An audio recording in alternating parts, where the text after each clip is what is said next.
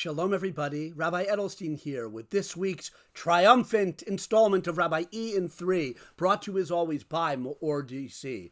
Why triumphant? We did it. MEOR nationally succeeded in our fundraising goal. We had our insane 36-hour 4-to-1 matching campaign this past Tuesday and Wednesday, and MEOR DC succeeded as well. We reached our fundraising goal thanks to 158 individual donors. It was amazing. I'm exhausted. I'm relieved. I'm ecstatic. Now, how do I react to the triumph that I and we experienced as an organization this past week? Do I say, I did it, I'm the best, I'm the greatest of all time, it's me, Rabbi E, yes? No. Sorry for that display of histrionics. I don't say that, and I don't believe that, and it's not true.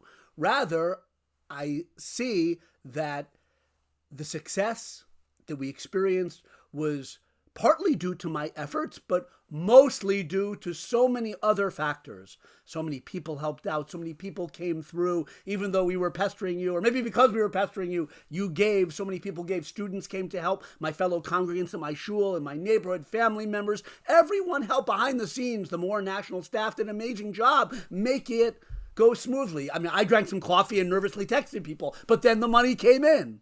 Ultimately, we thank Hashem. How do we react in our lives and respond to blessings, to successes?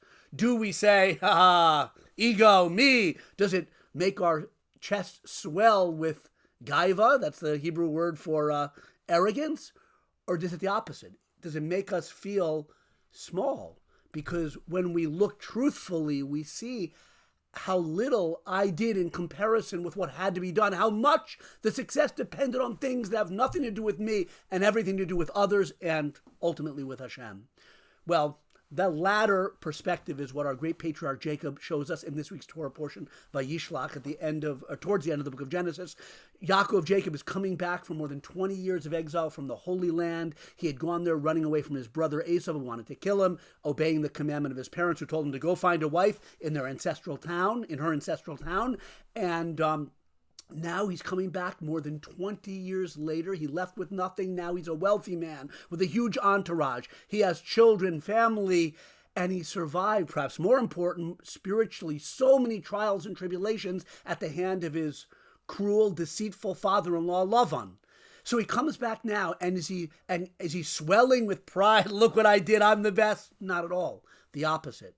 He's on the eve of a very scary meeting with his brother Esau that's about to happen. He turns to Hashem in prayer, and these are the famous and beautiful words that we should always emulate. What he says, Katonti mikola chasadim mikola emes asher asisa es avdecha.